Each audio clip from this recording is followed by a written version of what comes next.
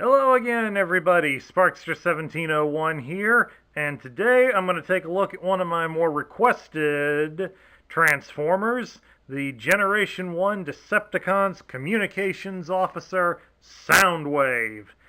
And since he was included with him, the cassette spy, Buzzsaw.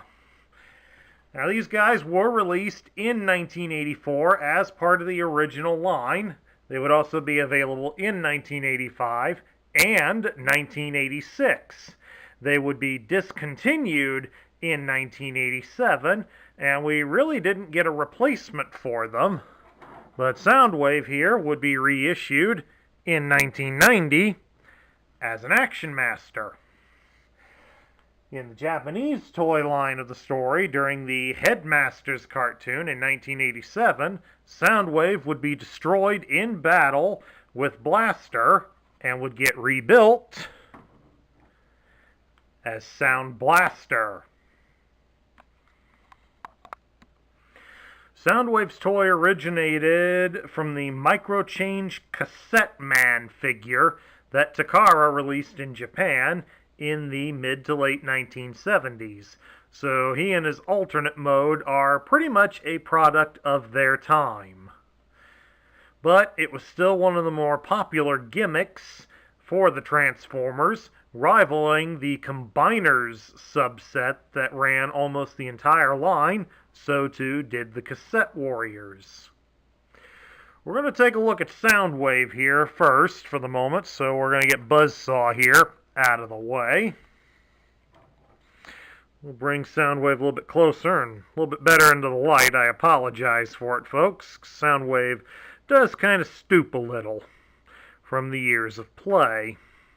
For articulation, he's got quite a bit considering how little many of his comrades had. His head can rotate all the way around, but mainly you can have him look from side to side. He can rotate his arms all the way at the shoulders, and he does have a bit of ratcheting here at the elbow. Not a lot, but there is some, so you can position his arm in various positions. He does have a joint at the hip, so you can bring his leg up for kicks. And he does have a joint at the knee, but it is a reversed joint, so his knees bend in the opposite direction. And he does have a joint here at the ankle.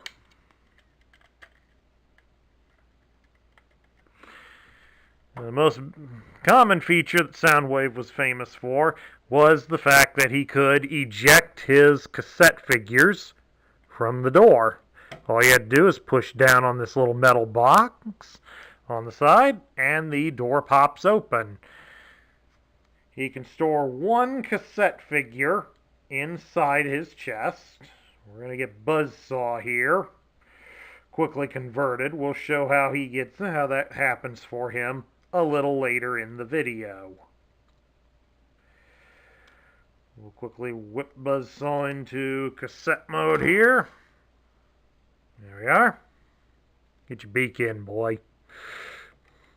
Down inside he goes into the lining in there, and then close him up. And there we go. Not exactly the most perfect of feature, but it does look rather good for him. Of course, as we all remember from the cartoon, Soundwave was also used to create the empty Energon cubes from his chest cavity there, so that the Decepticons could fill them up and then either drink them or store them. Okay, to transform Soundwave now, we start first by removing his weapon, and as well, ejecting a piece out of it, and remove his shoulder-mounted weapon. To transform him, we rotate his head all the way around, and then fold it down, flush with the body. Straighten his robot arms out. Then you use these little notched levers, or you just push it in from the side to put his fists back into his arms. Then you grab the arms by the shoulders and fold them back and press them flat against the body. And now down here, you fold his feet inwards. These feet are real metal here, folks, so that's something to take pride in on that. Then you're going to grab each leg and rotate them so that the feet would be pointing out to the sides. And then you'll fold it up at the hip and then at the knee until it snaps into place.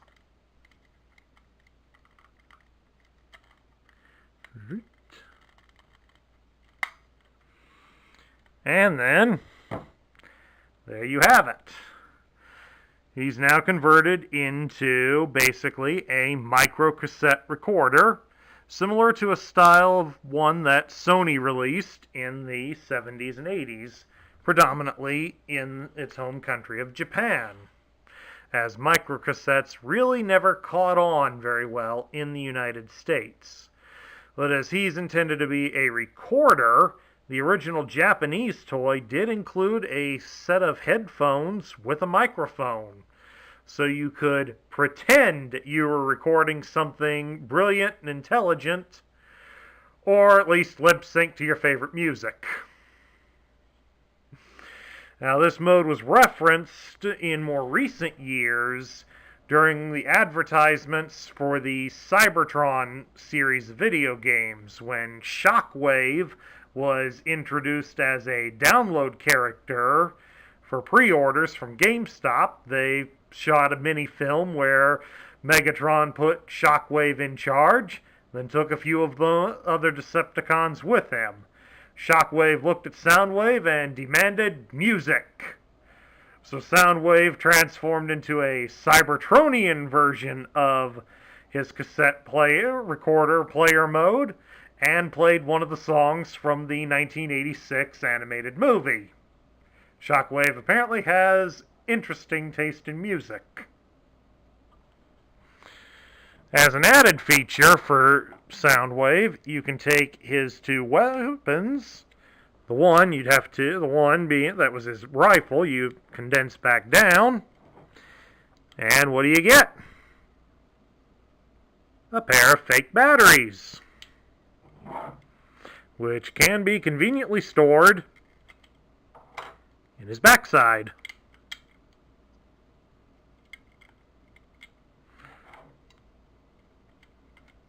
And apparently, since these are just generic plain batteries, Soundwave apparently does not have any particular affiliation for copper tops or bunny-powered batteries. There we go. Now he's totally complete. And we'll just pull him aside for the moment, and we will bring out Buzzsaw. Now, it's a common misnomer that people would believe that Soundwave came with Laserbeak. In reality, he came with Buzzsaw. Laserbeak was partnered with Frenzy on the packages. And ironically, Laserbeak would also be the first cassette to be retired from the line. Buzzsaw only made a small number of appearances in the cartoon, mainly due to the fact that since he was included with Soundwave, Hasbro did not feel a need to promote him.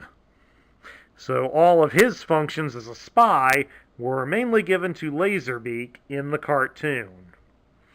For articulation, Buzzsaw does have articulation here at the base of his neck and at the top of his neck, so you can position his head in a lot of varying angles to make him look more menacing. Awk, awk. He also does have some joints here in his wings, both out here at the outer edge, and he does have some further back, so you do have a fair amount of posability with him. Not a great amount due to the limitations that the cassettes have for that mode. To transform him into a cassette, you start first by removing his weapons. very carefully, as they are somewhat on the fragile side, as we'll discuss later on in this video. Now, to transform him, first we get his head and neck totally straight and gently slide it in. I say gently because, as you can see, very thin plastic in there, so the tabs do break if you force it. I've had at least one laser beak that I had to eventually get rid of because the tabs were broken and it was very delicate to pull it in and out. And then now you work the base of his wings, the underside, up to the top, like that. Then you'll take his feet and fold them down, and fold the sides of his wings inward. And there you go. You have him in cassette mode. This is the front side, actually. And then you can bring this over, pop Soundwave open, drop him in there, and there we go. Wonder what he's been recording. Bird calls. Let's take a look at Soundwave's accessories, as well as Buzzsaws, since they were packaged together. We'll start with Soundwaves, starting with possibly the one most people would neglect, the battery cover. As you can see, it's all thin plastic, so you'd have to be careful with how you handle it. As an added little bonus gimmick, it does have a belt clip, so that one could connect him to either way, so one could connect him to the belt or the waist part of their pants or whatever, and carry him around. Kind of useless now in the American version, since he did not come with the headphones. Soundwave also came with 2 batteries, but we want to show them separately due to the fact that they are distinctly different. This is the short battery. I refer to it as that, as this is the one that sits on his shoulder. It does not extend. The best way to tell that it is the right one is to look here on the negative side, as it has the large hole in it, and the smaller holes to represent the missile mount, since it is basically a short missile launcher. The long battery is the one that serves as his gun, and it can be extended. Plus, you'll notice on the top of it, it also has a button here that you can press to release the missiles that he came with. Speaking of the missiles, these are the ones that Soundwave came with. He came with 3 of these, and these are all in chrome. Kind of an interesting little design that they're in. As you might suspect, these are susceptible to chrome wear, so be careful with them. Lastly, we get to Buzzsaw's weapons, which are listed as twin mortar cannons. These also double as his booster rockets, so they are what allows him to fly, basically. One thing to notice on these, aside from the fact that they are in chrome, is the thinness of the gun tips. Since he has the exact same weapon mold as Laserbeak, you'll also have to watch it on him. These are very, very fragile and are often found broken on loose samples, so you will have to look pretty hard to find them intact, and these aren't perfect, because this one here has a little dome, a little small dome on the end of the barrel, whereas the opposite one does not, but I think they still look pretty good and are in decent condition. The fins on the back may also be damaged, but predominantly it's these gun barrels here that will be broken on loose samples. Also, there will be some signs of chrome wear here, obviously, at the base where it connects to Buzzsaw due to the tight fit.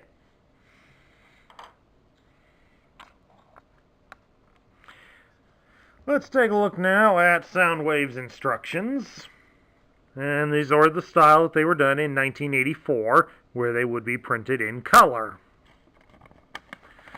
These to open up a bit, and here we have Soundwave and Buzzsaw, plus their accessories. It has the 3 rockets there, all on a chrome tree. It would have been nice to see. Over in here, it starts with Soundwave. As you'll notice in these pictures, it has Buzzsaw inside.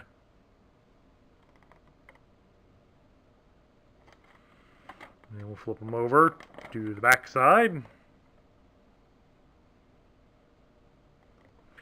Finger out of the way so you can see the action for bringing his fists out. Here it shows how to get Buzzsaw in and out. And then strangely, it goes straight to the stickers. Then we go to Buzzsaw. So even the instructions didn't think much of Buzzsaw. And lastly, on the last page, we get showing of the robot points, even though it would be 1985 before we would start getting mail-away offers. And it talks about how to use the tech spec decoder on your tech specs. Speaking of tech specs, we will move right on to them, since I unfortunately do not have Soundwave's box, and these would have been packaged together, one above the other, on the back of the box. We'll start with Soundwave, since the video is about him anyway. It's in purple to show he's a Decepticon, and this would be the box art on the front of the box. It gives his name as Soundwave and his function as communications. His motto is, "Cries and screams are music to my ears." It is said Soundwave can hear a fly sneeze, uses anything he hears for blackmail to advance his status. Opportunist, despised by all other Decepticons. Sensors can detect even lowest energy radio transmissions. Able to read minds by monitoring electrical brain impulses. Acts as radio link for others. Locates and identifies Autobots, then informs Decepticons. Carries a concussion blaster, often target of retaliation by his comrades. Slide over here to his actual specs, and we'll put the decoder on so we can see it. It lists his strength as 8, his intelligence at 9, his speed at 2, his endurance at 6, his rank is 8, his courage is 5, his firepower is 6, and his skill is 10. So it shows that while being slow and not necessarily any braver than most of the others, Soundwave is a pretty capable warrior. And now we move to Buzzsaw, and as an interesting feature, I happen to also have the Canadian specs for Buzzsaw. Somebody kind of neutered off the Decepticon bit, but at least this set is still intact in the fact that it has his French version here on the opposite end. For those of you who can read French fluently, feel free to pause the video and read it over. Notice that on the French version, he is listed as Condor, which was the Japanese name for Laserbeak. Anyway, getting over here to Buzzsaw, same thing, his picture would have been on the box. He's also in purple and listed as a Decepticon. They give his name as Buzzsaw, and his function is Spy. His motto is, "My bite is worse than my bark." Civil and sophisticated, yet very cruel and destructive. Approaches his lethal tasks like a fine artist. Each deadly mission is like working on a new masterpiece. Can pinpoint and photograph a thumbtack from 20 miles away. Flies at 250 miles per hour. Carries twin mortar cannons. Diamond-hard, micro-serrated beak can carve up almost any opponent. Due to large ego, will often sulk rather than proceed if his plans go astray. Putting the tech spec decoder over the specs, we can see on the grid that his strength is 5, his intelligence is 8, as is his speed, his endurance is a 4, his rank is 6, his firepower is 4, and his skill is 9. So he's also somewhat capable, just a bit more on the weak side than his master Soundwave is. Alright, now we're down to the part where I just tell you what I think of him. Well, obviously, Soundwave is an important character in the lore. No matter what the media has been done of the Transformers, there has always been a Soundwave. So Soundwave is crucial to the lore, as is Megatron and Starscream. As a character himself, he obviously was one of the more shady ones. The snitch of the group, if you will. Now, his ability to read, his telepathic abilities is more described as that he can read the brain waves of other Transformers, not organic brains. So our secrets, as long as we don't talk about them near him, should be pretty safe. In some of the lore, he's listed as being very loyal and a friend to Megatron, so that often shields him from the retaliation he gets from the other Decepticons. But even in some of the lore, like the IDW published More Than Meets the Eye guides, Megatron is somewhat suspicious of Soundwave, wondering how far does their friendship really go, and will it matter?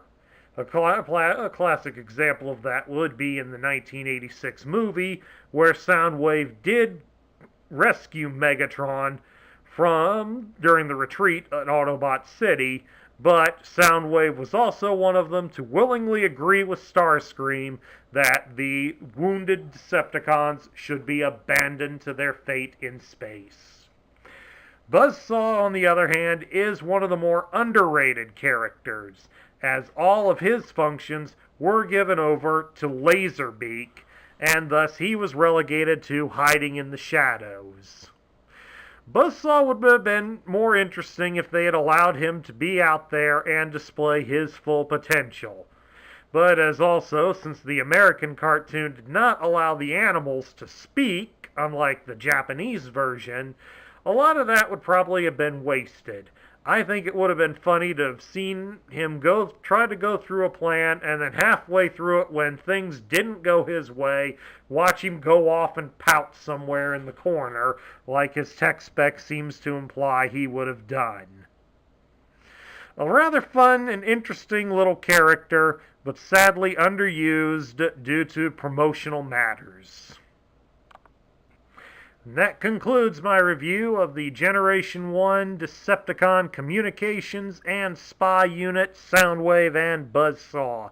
If you like the video, give it a thumbs up on YouTube. Hit the subscribe button if you haven't already, and please feel free to post a comment. This is Sparkster1701 saying, catch y'all later.